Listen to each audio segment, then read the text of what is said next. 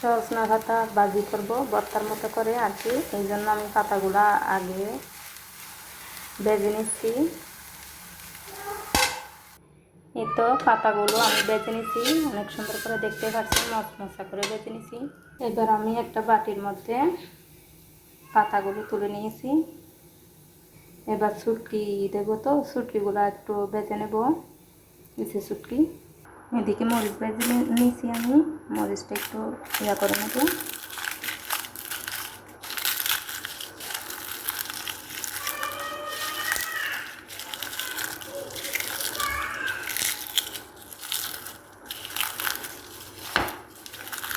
একটু লবণ দিয়ে দিচ্ছি মরিচটার মধ্যে। আমার সজনা পাতা ভর্তা অনেক ভালো লাগে খেতে। অনেক বছর পর খাচ্ছি, কিন্তু আমি প্রায় 4-5 বছর হবে। মা চাষিরা করতো আগে, দেখছি। আমি প্রথমবার ভর্তাটা প্রথমবার করতেছি। আমার মরিচ করা হয়ে গেছে, এদিকে মরিচটা দিয়ে দেব। মরিচ দেওয়া হয়ে গেছে, আমি পরিমাণ মতো দিচ্ছি, কিন্তু এখানে অনেক বেশি লাগতেছে, আমি বেশি দিই নাই, বেশি চাল ভালো লাগে না। এদিকে আমি শুটকি নিয়েছি, এগুলো আমি ধুয়ে তারপরে ভেজে নিয়েছি পরিষ্কার করে। শুটকি অথবা অন্য শুটকি দিলেও ভালো লাগে, আমি শুটকিটা দেওয়ার চেষ্টাই করি। এবার শুটকিটা দিয়ে দেবো। এখানে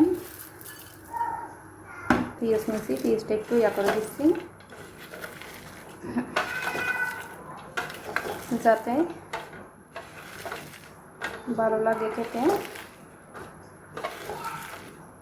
এবার পেঁয়াজটা দিয়ে সব মিক্স করে ফেলবো আলতো হাতে। এবার একটু মিক্স করে নিই।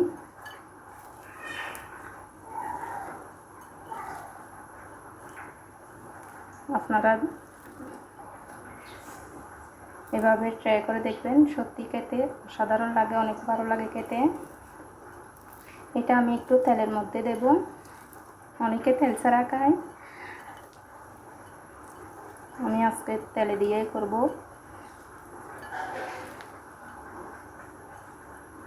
তো আমি ভালোভাবে মিক্স করে নেবেন। আপনারা দেখতে পাচ্ছেন আমি অনেক সুন্দর করে কিন্তু মিক্স করে নিচ্ছি। এদিকে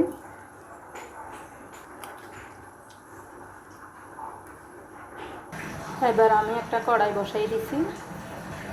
এই তো আমি বেশি তেল দিয়ে পরিমাণ মতো তেল দিয়ে দিয়েছি।